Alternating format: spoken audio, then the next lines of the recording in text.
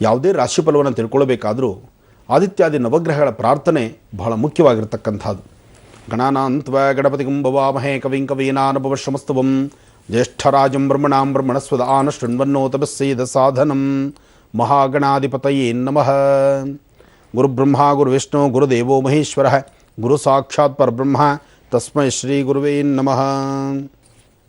ಗುರುಗಳನ್ನು ಪ್ರಾರ್ಥನೆ ಮಾಡ್ತಾ ಪಂಚಾಂಗ ಶ್ರವಣದಲ್ಲಿ ಇರತಕ್ಕಂಥ ಸಾಕಷ್ಟು ರಹಸ್ಯಗಳಿದೆ, ಸಾಕಷ್ಟು ವಿಚಾರಗಳಿದೆ. ಆದರೆ ಎಲ್ಲ ವಿಚಾರಗಳನ್ನು ನಿಮ್ಮ ಮುಂದೆ ತಂದಿಲ್ಲ. ಆದರೆ ಒಂದಂತೂ ಸತ್ಯ, ರಾಶಿಫಲಗಳನ್ನು ಭಾಳಷ್ಟು ಜನ ಕಾತುರದಿಂದ ಪ್ರತಿಯೊಬ್ಬರು ಆಲಿಸ್ತಾ ಇದ್ದೀರಿ. ರಾಶಿಫಲಗಳನ್ನು ತಿಳ್ಕೊಳ್ಳೋಕ್ಕೂ ಮುನ್ನ ಆದಿತ್ಯಾದಿ ನವಗ್ರಹಗಳನ್ನು ಒಮ್ಮೆ ಪ್ರಾರ್ಥನೆ ಮಾಡೋಣ.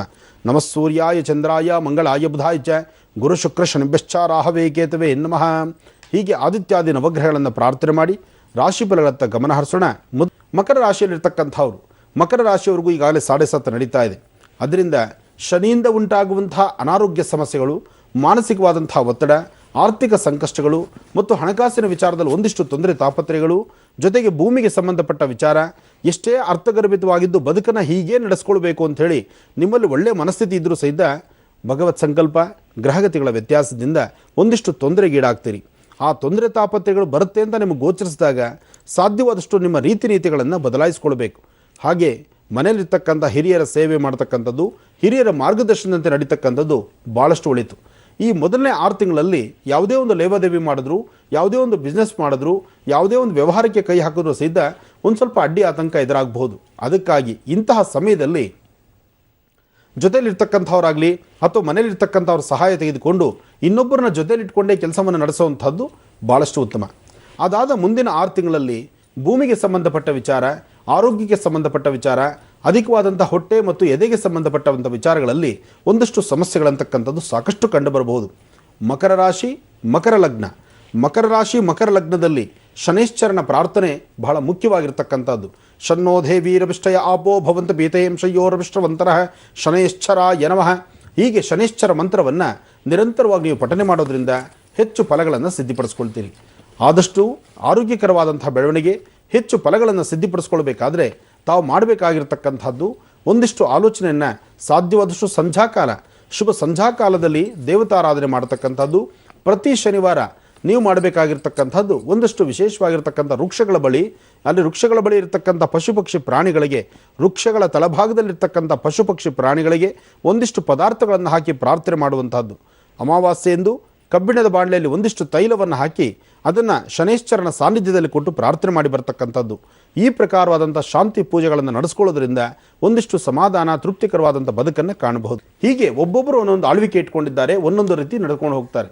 ಆದರೆ ಒಬ್ಬೊಬ್ಬರ ಒಂದು ಆಳ್ವಿಕೆಯಲ್ಲೂ ಒಂದೊಂದು ಲಾಭ ನಷ್ಟಗಳಂತಕ್ಕಂಥದ್ದು, ಕಳೆದ ಬಾರಿ ಹೇಗಿತ್ತು, ಈ ಬಾರಿ ಹೇಗಿದೆ, ಮತ್ತು ಮುಂದೆ ಬರ್ತಕ್ಕಂಥದ್ದು ಹೇಗಿಲ್ಲ, ಆ ಮುಂದೆ ಆಗುವಂತಹ ಕ್ಷಣಗಳಲ್ಲಿ ಬರ್ತಕ್ಕಂಥ ಲಾಭ ನಷ್ಟಗಳೇನು, ಇದು ಗ್ರಹಸ್ಥಿತಿಗಳಲ್ಲೇನು, ಗ್ರಹ ನಕ್ಷತ್ರಚಾರ ಪ್ರಕಾರ ಹೇಗಿದೆ.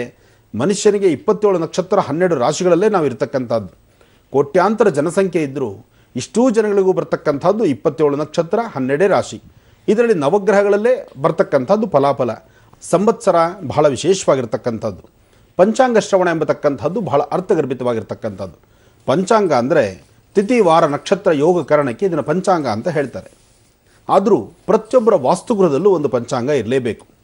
ಪಂಚಾಂಗ ಕರ್ತೃಗಳು ಬರೆದಿರ್ತಕ್ಕಂಥ ಪಂಚಾಂಗವನ್ನು, ತಿಥಿ ವಾರ ನಕ್ಷತ್ರ ಯೋಗ ಕರಣವನ್ನು ಪ್ರತಿದಿನದ ಕಾಯಕದಲ್ಲಿ ನಾವು ತಿಳ್ಕೊಳ್ಳುವಂಥದ್ದು ಪ್ರತಿಯೊಬ್ಬರು ತಿಳ್ಕೊಳ್ಬೇಕಾಗಿರ್ತಕ್ಕಂಥ ವಿಚಾರ. ಪಂಚಾಂಗ ನೋಡ್ಲಿಕ್ಕೆ ಬರೋದೇ ಇಲ್ಲ, ನಾವು ಹೇಗೆ ಪಂಚಾಂಗ ತಂದಿಟ್ಕೊಳ್ಳೋದು ಅಂತಕ್ಕಂಥ ಒಂದಷ್ಟು ವಾದ ಒಂದಷ್ಟು ಜನದ ಮನೆಗಳಲ್ಲಿದೆ. ಏನೇ ಆದರೂ ಪಂಚಾಂಗ ಸಂಪೂರ್ಣವಾಗಿ ನಿಮ್ಮನ್ನು ನೋಡ್ಲಿಕ್ಕೆ ಬರೆದಿದ್ದರು, ಪಂಚಾಂಗ ನಾವು ಪ್ರಾರಂಭದಲ್ಲಿ ನೋಡಿದಾಗ ಇವತ್ತಿನ ತಿಥಿ ವಾರ ನಕ್ಷತ್ರ ಯೋಗ ಎಲ್ಲವೂ ಸ್ಪಷ್ಟೀಕರಿಸಿರುತ್ತೆ. ಅದು ಪ್ರತಿಯೊಬ್ಬರು ನವಗ್ರಹಗಳ ಸಂಪೂರ್ಣ ಅನುಗ್ರಹ. ಈ ವರ್ಷ ಫಲದಲ್ಲಿ ಒಂದಿಷ್ಟು ಸಮಸ್ಯೆಗಳಿದೆ. ಆ ಸಮಸ್ಯೆಗಳೇನು ಎಂಬತಕ್ಕಂಥದ್ದನ್ನು ಮುಂದೆ ನೋಡೋಣ. ಆದರೆ ಲಾಭವೂ ಅಷ್ಟೇ ಇದೆ. ಲಾಭ ಎಂಬತಕ್ಕಂಥದ್ದು ಮನುಷ್ಯ ತಾನು ಹಾಕುವ ಹೆಜ್ಜೆಯನ್ನು ಆಧಾರಪಟ್ಟಿರುತ್ತೆ. ಒಳ್ಳೇದು ಯಾವುದು, ಕೆಟ್ಟದ್ದು ಯಾವುದು, ಯಾವುದು ಮಾಡಬೇಕು, ಯಾವುದು ಮಾಡಬಾರ್ದು, ಯಾವುದು ನೋಡಬೇಕು, ಯಾವುದು ನೋಡಬಾರ್ದು, ಇದೆಲ್ಲದರ ಬಗ್ಗೆ ಚಿಂತನೆ ಮಾಡುವ ಶಕ್ತಿ ಭಗವಂತ ಮನುಷ್ಯನಿಗೆ ಕೊಟ್ಟಿದ್ದಾನೆ. ಮನುಷ್ಯನಿಗೆ ಭಗವಂತ ಕೊಟ್ಟಂಥದ್ದಿದೆಯಲ್ಲ, ಈ ಒಂದು ಅತೀತವಾದಂಥ ಜ್ಞಾನ, ಇದರಿಂದ ಸರ್ವರಿಗೂ ಸಕಲರಿಗೂ ಒಳಿತಾಗುವಂಥ ರೀತಿ ನಮ್ಮ ಜೀವನ ನಾವು ನಡೆಸಬೇಕು. ಆದರೆ ಎಲ್ಲವೂ ನನಗೇ ಬೇಕು, ಎಲ್ಲವೂ ನಾನೇ ಮಾಡಬೇಕು, ಎಲ್ಲವೂ ಸ್ವಾರ್ಥ ಮನೋಭಾವದಿಂದ ನಡ್ಕೊಂಡ್ರೆ ಭಗವಂತ ಯಾವತ್ತಿಗೂ ಆತನ್ನು ಕ್ಷಮಿಸೋದು ಇಲ್ಲ, ಆತನಿಗೆ ಯಾವುದೇ ಥರ ಒಳ್ಳೆಯದಾಗೋದು ಬಹಳ ಕಷ್ಟವೇ. ಯಾಕೆಂದರೆ ಪ್ರಾಣಿ ಪಕ್ಷಿಗಳಿಂದ ಹಿಡಿದು ಸಣ್ಣ ಸಣ್ಣ ಕ್ರಿಮಿಗಳಿಂದ ಹಿಡಿದು ಮನುಷ್ಯನ ತನಕ ಎಲ್ಲರಿಗೂ ಊಟ ಕೊಡ್ತಕ್ಕಂಥವ್ರು ಭಗವಂತ ಒಬ್ಬ, ಶಿವ ಒಬ್ಬ. ಹಾಗೆ ಶಿವ ಕೊಡ್ತಕ್ಕಂಥ ಊಟ ಎಲ್ಲರಿಗೂ ತನ್ನ ತನ್ನ ಗೂಡುಗಳಿಟ್ಟಿರಲ್ಲ. ಒಂದು ಪಶು ಪಕ್ಷಿ ಪ್ರಾಣಿಗಳಿಗೆ ಅದಕ್ಕೆ ಶಕ್ತಿ ಇಲ್ಲ ಅಂತ ಹೇಳಿಬಿಟ್ಟು ತನ್ನ ಗೂಡಲ್ಲಿ ಅನ್ನ ಇಟ್ಟಿಲ್ವಲ್ಲ. ಹಾಗೆ ಪಕ್ಷಿಗಳಿಗಾಗಲಿ ಪ್ರಾಣಿಗಳಿಗಾಗಲಿ ಎಲ್ಲ ತಮ್ಮ ತಮ್ಮ ಗೂಡಲ್ಲಿ ವಾಸ ಮಾಡ್ತಕ್ಕಂಥ ಸ್ಥಳದಲ್ಲಿ ಖಂಡಿತ ಆಹಾರ ಇಲ್ಲ. ಅದೂ ಸಹಿತ ಬೆಳಗಿನ ಸೂರ್ಯೋದಯವನ್ನು ನೋಡಿ ಸೂರ್ಯ ಉದಯಿಸಿದ ನಂತರ ತಮ್ಮ ತಮ್ಮ ಕಾಯಕವನ್ನು ತಮ್ಮ ತಮ್ಮ ಆಹಾರಕ್ಕಾಗಿ ದೂರ ಬಾರ ಹೋಗಬೇಕು, ಆಹಾರವನ್ನು ತರಬೇಕು, ಸಂಜೆ ತನ್ನ ಗೂಡಿಗೆ ಸೇರ್ಕೋಬೇಕು.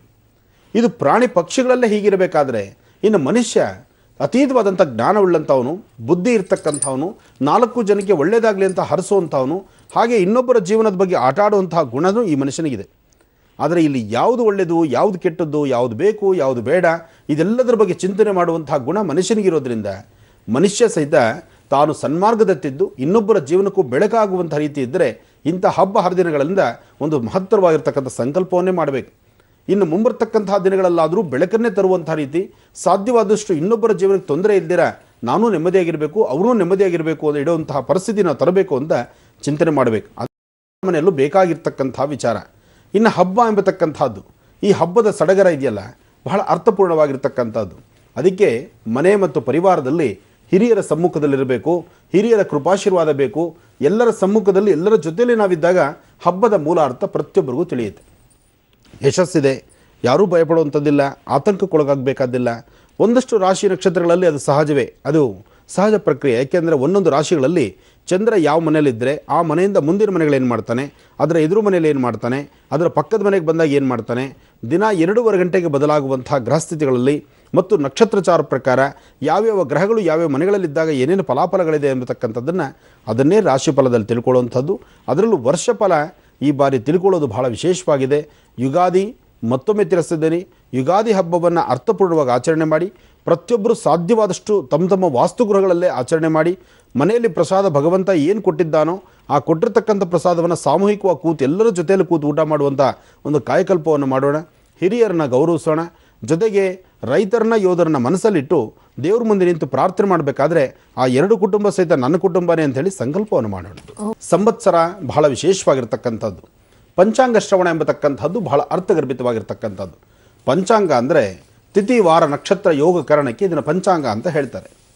ಆದರೂ ಪ್ರತಿಯೊಬ್ಬರ ವಾಸ್ತುಗೃಹದಲ್ಲೂ ಒಂದು ಪಂಚಾಂಗ ಇರಲೇಬೇಕು. ಪಂಚಾಂಗ ಕರ್ತೃಗಳು ಬರೆದಿರ್ತಕ್ಕಂಥ ಪಂಚಾಂಗವನ್ನು ತಿಥಿ ವಾರ ನಕ್ಷತ್ರ ಯೋಗ ಕರಣವನ್ನು ಪ್ರತಿದಿನದ ಕಾಯಕದಲ್ಲಿ ನಾವು ತಿಳ್ಕೊಳ್ಳುವಂಥದ್ದು ಪ್ರತಿಯೊಬ್ಬರು ತಿಳ್ಕೊಳ್ಬೇಕಾಗಿರ್ತಕ್ಕಂಥ ವಿಚಾರ. ಪಂಚಾಂಗ ನೋಡ್ಲಿಕ್ಕೆ ಬರೋದೇ ಇಲ್ಲ, ನಾವು ಹೇಗೆ ಪಂಚಾಂಗ ತಂದಿಟ್ಕೊಳ್ಳೋದು ಅಂತಕ್ಕಂಥ ಒಂದಷ್ಟು ವಾದ ಒಂದಷ್ಟು ಜನದ ಮನೆಗಳಲ್ಲಿದೆ. ಏನೇ ಆದರೂ ಪಂಚಾಂಗ ಸಂಪೂರ್ಣವಾಗಿ ನಿಮ್ಮನ್ನು ನೋಡ್ಲಿಕ್ಕೆ ಬರೆದಿದ್ರು ಪಂಚಾಂಗ ನಾವು ಪ್ರಾರಂಭದಲ್ಲಿ ನೋಡಿದಾಗ ಇವತ್ತಿನ ತಿಥಿ ವಾರ ನಕ್ಷತ್ರ ಯೋಗ ಎಲ್ಲವೂ ಸ್ಪಷ್ಟೀಕರಿಸಿರುತ್ತೆ. ಅದು ಪ್ರತಿಯೊಬ್ಬರ ಮನೆಯಲ್ಲೂ ಬೇಕಾಗಿರ್ತಕ್ಕಂಥ ವಿಚಾರ. ಇನ್ನು ಹಬ್ಬ ಎಂಬತಕ್ಕಂಥದ್ದು, ಈ ಹಬ್ಬದ ಸಡಗರ ಇದೆಯಲ್ಲ ಬಹಳ ಅರ್ಥಪೂರ್ಣವಾಗಿರ್ತಕ್ಕಂಥದ್ದು. ಅದಕ್ಕೆ ಮನೆ ಮತ್ತು ಪರಿವಾರದಲ್ಲಿ ಹಿರಿಯರ ಸಮ್ಮುಖದಲ್ಲಿರಬೇಕು, ಹಿರಿಯರ ಕೃಪಾಶೀರ್ವಾದ ಬೇಕು. ಎಲ್ಲರ ಸಮ್ಮುಖದಲ್ಲಿ ಎಲ್ಲರ ಜೊತೆಯಲ್ಲಿ ನಾವಿದ್ದಾಗ ಹಬ್ಬದ ಮೂಲ ಅರ್ಥ ಪ್ರತಿಯೊಬ್ಬರಿಗೂ ತಿಳಿಯುತ್ತೆ.